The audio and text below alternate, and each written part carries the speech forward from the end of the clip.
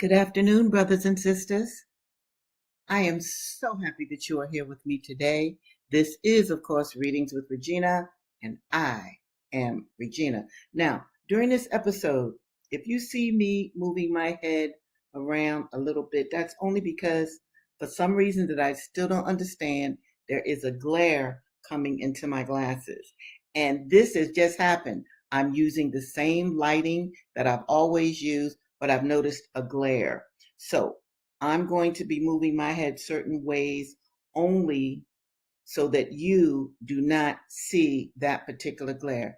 Now, before I begin, because I have a lot to cover today, I want to welcome my new subscribers. It is always so wonderful to see new people signing up to study with me. And this is a study group. Now, check this out. I want to remind you again, this is the month of Malcolm X. Malcolm was born on May 19th, 1925. So today is May 13th. So let's take our minds back to 1925 and imagine what his mother, Louise Little, was feeling. And I'm really talking to you sisters who have given birth. You know what it feels like the week or two before that new entry to earth comes out of your body. It is quite an experience. I don't know any other experience like giving birth. It is beautiful. It is a bit uncomfortable, but it teaches you. It teaches your muscles. You dig? How to restrain themselves and to release themselves so that the human being can come out of your body. That human being that's been hanging inside of your body, swimming inside of water, embryonic fluid, for 9 months or maybe 8 months or whatever. So I just want to give a shout out to Louise Little, Malcolm's mom, a shout out to Earl Little, Malcolm's dad, and definitely a shout out to what they produced in Malcolm X. And even before I start reading today, let me remind you of this. The rotten, low-life people that killed him. You understand? Now, yeah, he was killed by members of the Nation of Islam. That is a fact. But if you think that this government didn't have something to do with the assassination of Malcolm X, hey, I want you to think again. Okay? And check this too, because I want you to think about this very seriously. They assassinated Malcolm. And who are we celebrating today? Whose month is this? What did I say? See, assassinations like that rarely work because you make the person into a martyr. We're going to be celebrating Malcolm for the rest of our lives. I know I am. I have never worked on Malcolm's birthday. When I was in abject poverty, I didn't work on Malcolm X's birthday. Okay? And I would even tell my, boss or whatever, nah, I'm not coming in. I mean, that's my holiday. Understand? So I just wanted to share that with you and do celebrate him. Like I said, you could even use a little tea candle, light a candle for Brother Malcolm right up to May 19th, his birthday. Okay? So I think that I've covered all of the business. So again, if you see my head going back and whatever, because I don't want the glare of my glasses to interfere with what I'm reading and what I am saying to you. So again, I want to welcome you. I'm so happy you're here. Do read my banner. It's important. Consider how and why you were sent to earth, because you were sent here. Do not live your life as if it's just every day and you go to work and you do your little, no, don't do that. Now, Malcolm also said of all his research, history has just afforded him the most reward. I'm paraphrasing.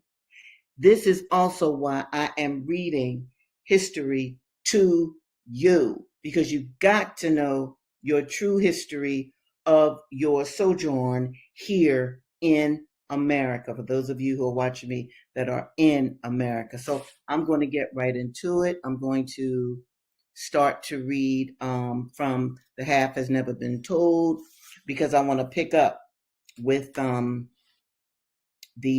rebellion, the revolt that took place in 1811 in New Orleans that you probably never heard about. And if you did, that's cool too. Let me know what you've read or what you heard. But I'm going to give it to you from Edward Baptiste's book, The Half Has Never Been Told. Okay, so this is 1811, and this is a revolt that is taking place among the enslaved people. They are going after their enslavers. They are committing war against their enslavers, and this takes place in the French quarters of New Orleans. All right, so some of these words, they are a mixture of English and French because the French owned that particular part of the United States before the white Americans, Thomas Jefferson, purchased it from the French. Okay, so here we go. On the east, the rebels were already moving toward New Orleans by the River Road. At each property they passed, recruits joined them. On Andrews Place, Jupiter was among the first. Why? Later he would say he wanted to go to the city to kill the whites. Two parishes lay in between them and the city. Two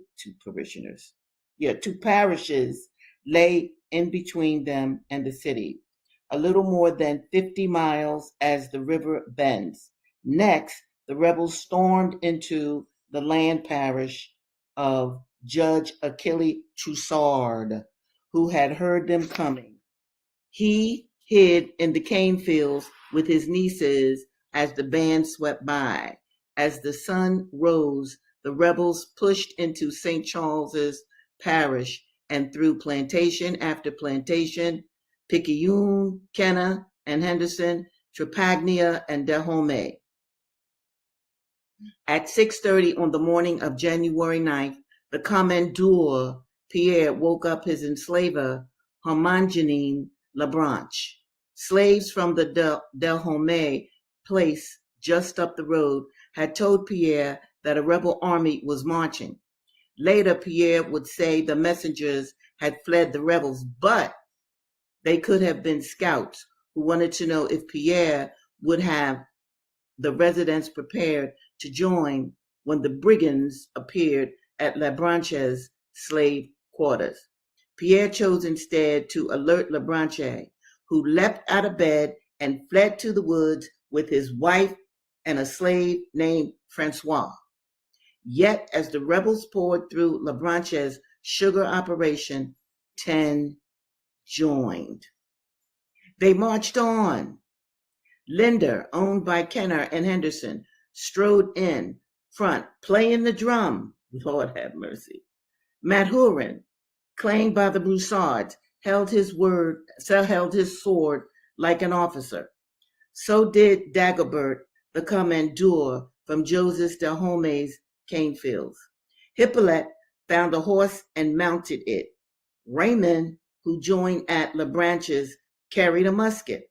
Others bound cane knives on long poles like pikes. Some improvised banners. Born in Louisiana, Kentucky, Saint Domingue, Jamaica, the Congo, Igbo villages east of the Niger Delta, and Virginia, the 500 rebels marched downriver out of a cloud of smoke rising from burning houses and cane fields. Check that out. Now I'm going to skip to another area of this book because this episode is called To Resist or Not to Resist, the Dilemmas of Slavery. So I want to just discuss that with you after I greet one of my darling supporters, Forever. I put the and in there. Her name is Forever Ever, but I call her Forever and Ever because forever and ever, I believe we recycle and come back to earth. Thank you, sister, for being here today. All right, here we go.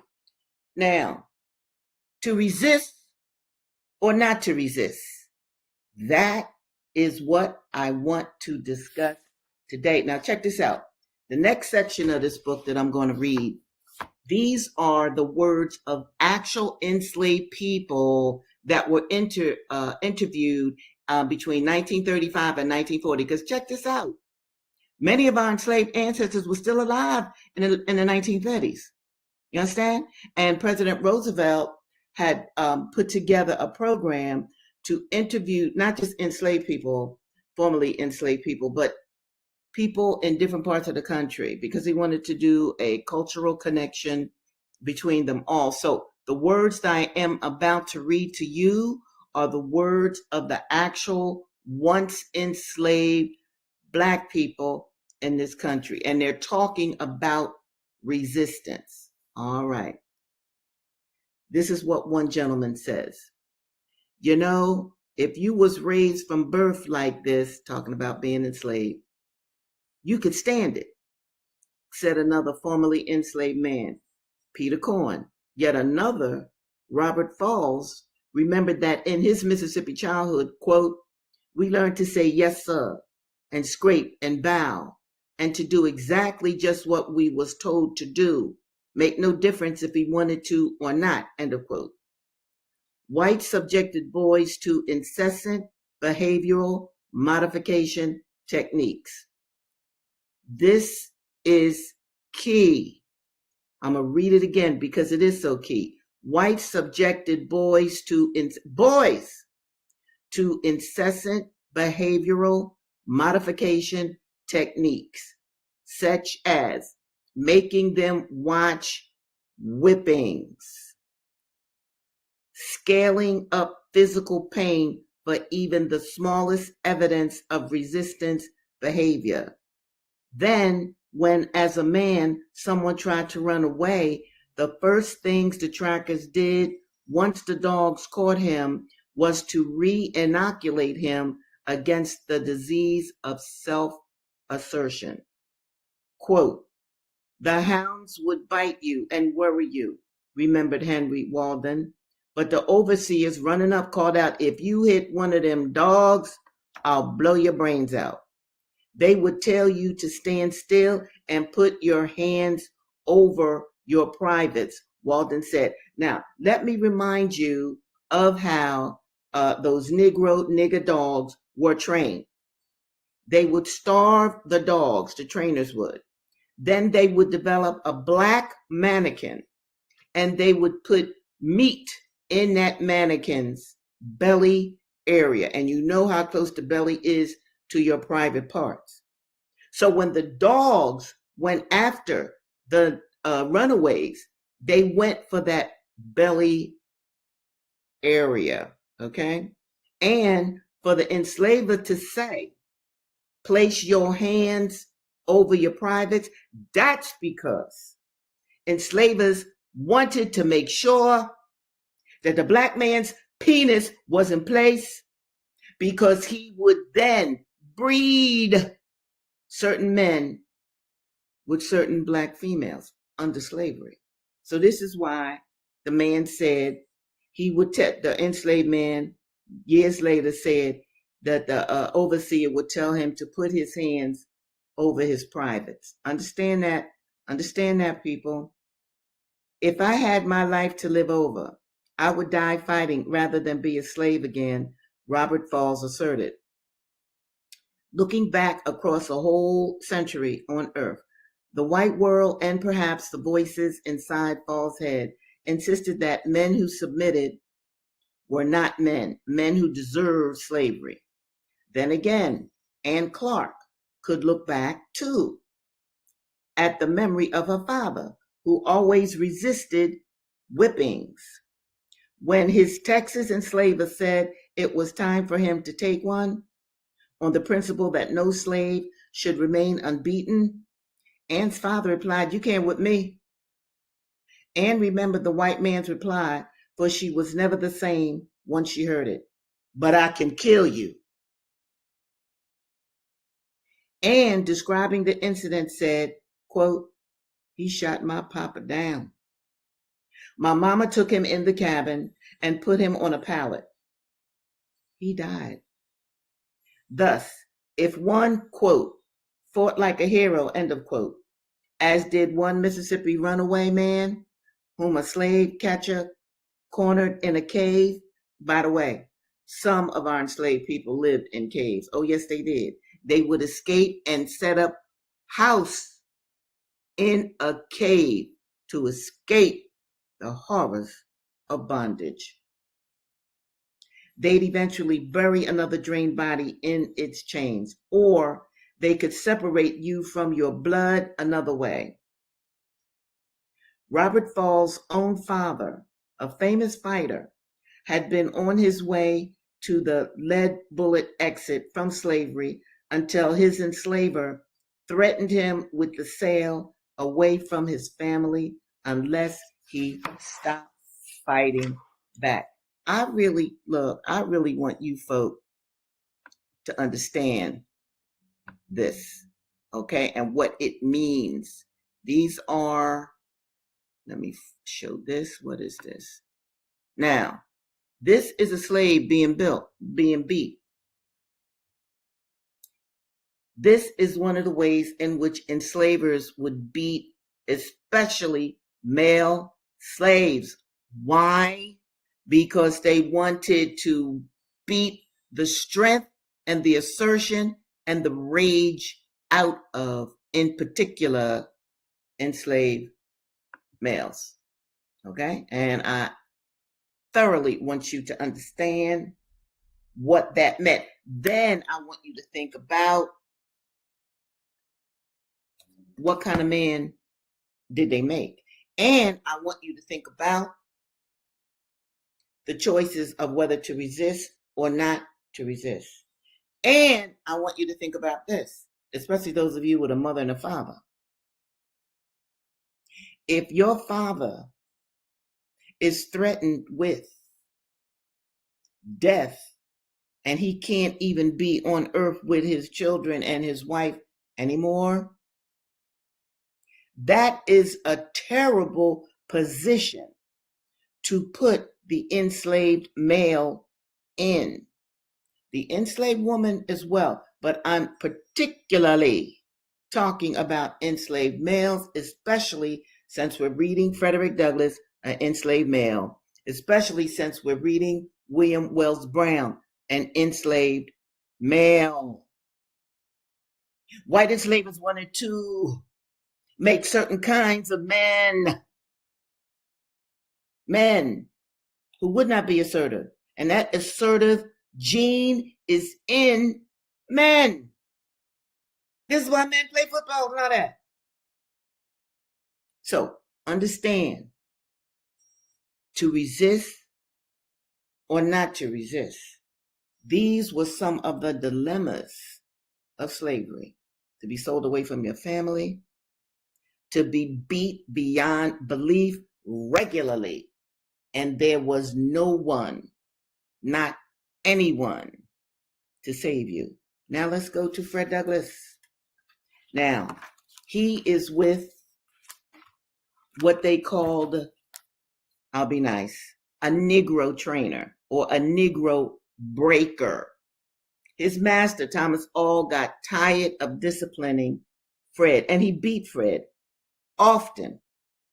So Fred was let out to what they called a Negro breaker, a buck breaker. So we're going to pick up where we left off last week, where Fred is now with a man called Mr. Covey or Mr. Covey, not sure the exact pronunciation. And Mr.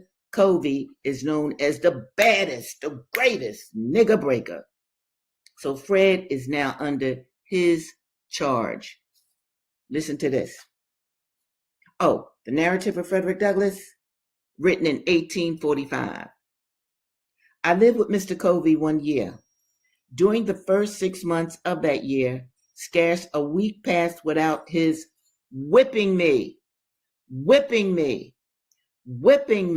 Scarce a week went by without this young man being whipped by this so-called buck breaker or Negro breaker. I was seldom free from a sore back, My awkwardness was almost always his excuse for whipping me. We were worked fully up to the point of endurance. Long before day, we were up, our horses fed, and by the first approach of day, we were off to the field with our hoes and plowing teams. Mr. Covey gave us enough to eat, but scarce time to eat it. We were often less than 5 minutes taking our meals. We were often in the field from the first approach of day till its last lingering ray had left us. And at saving fodder time, midnight often caught us in the field binding blades. Covey would be out with us. The way he used to stand it was this. He would spend the most of his afternoon in bed. He would then come out fresh in the evening, ready to urge us on with his words, example, and frequently with the whip. Mr. Covey was one of the few slaveholders who could and did work with his hands. He was a hard-working man. He knew by himself just what a man or a boy could do. There was no deceiving him. His work went on in his absence almost as well as in his presence, and he had the faculty of making us feel that he was ever present with us. This he did by surprising us. He seldom approached the spot where we were at work openly. If he did it in secret. He always aimed at taking us by surprise. Such was his cunning that we used to call him among ourselves the snake. When we were at work in the cornfield, he would sometimes crawl on his hands and knees to avoid detection. And all at once, he would rise early in our midst and scream out, "Ha ha! Come, dash on, dash on." This being his mode of attack, it was never safe to stop a single minute. His comings were like a thief in the night. He appeared to us as being ever at hand. Now, I'm gonna just stop right there. Let me mark this book. Okay. So then this guy, Covey, the Negro Breaker, clearly he spent his life coming up with strategies to terrorize, to scare, to beat these black men in his charge. Because Frederick Douglass is not the only enslaved male under Mr. Covey's charge. So Mr. Covey, again, he spent his life coming up with these deceptive practices that would unnerve, frighten his enslaved charges. And by the way, understand that slaveholders would send their slaves to Mr. Covey so that he could break them. This means that this was a business transaction, okay, between the enslaver and with Mr. Covey. And understand this, Mr. Covey sounds like Forever Never made a comment. Let me show a comment. He sounds like my old boy. Minus the beating and starving, my old boss would pop up looking for stuff to talk about. Lord have mercy. Dig. And you know what, Forever Ever? I am glad you are making those connections because that's what Malcolm X was talking about. History is important, and you're not going to get a true history, not in this country, unless you go to the books themselves. Now I'm going to finish off with the narrative of William Wells Brown. Okay? Here we go. Now, where do I start? Oh, yeah. Now, okay. Remember, I left off, right? Where these white men had killed this enslaved man that was running away saying, "I did not steal the meat. Remember that? Wait a minute, I got another comment here. Let me show this one. Hey, hey, I'm glad you back. All right. I love this. Love, love, love. All right, so here we go.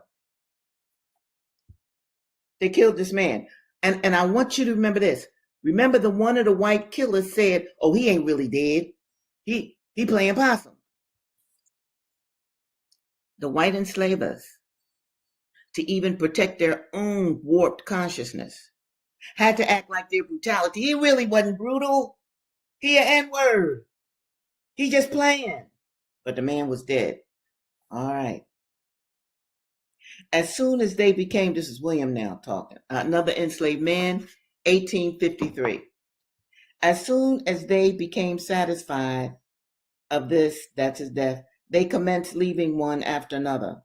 One of the hands on the boat informed the captain that they had killed the man and that the dead body was lying on the deck.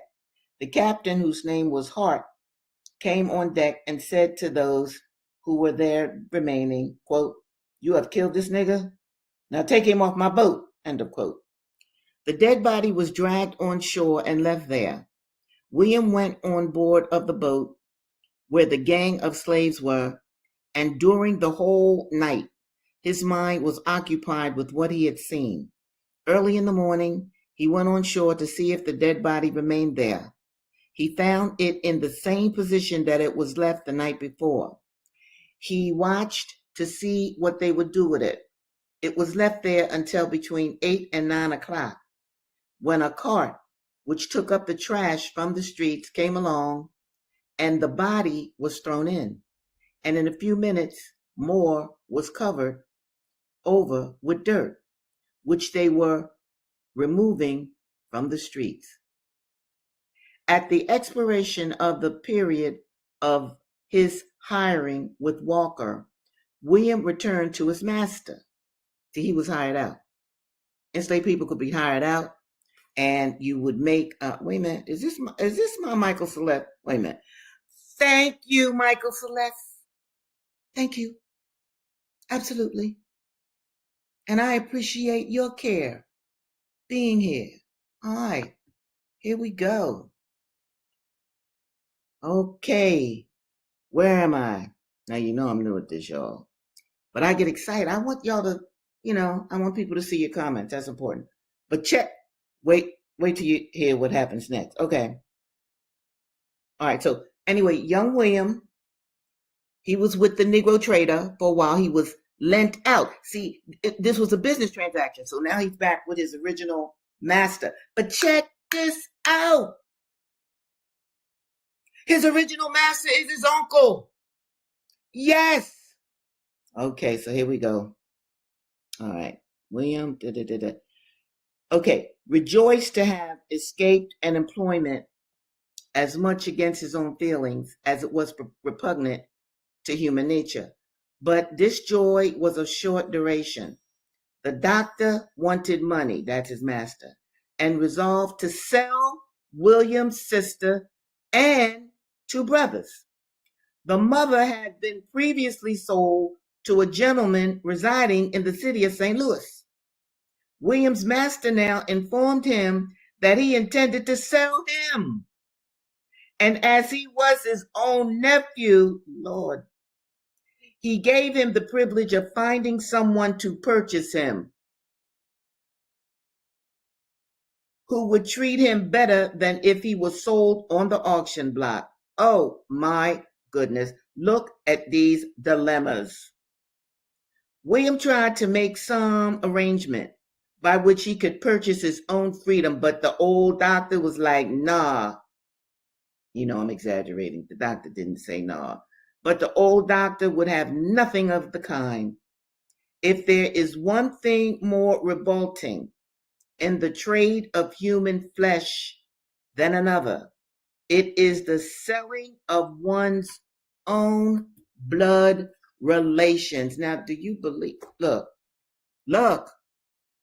William's uncle owned him. So that tells you something about when William's, brother. Okay? They owned the whole family. They already sold William's mom.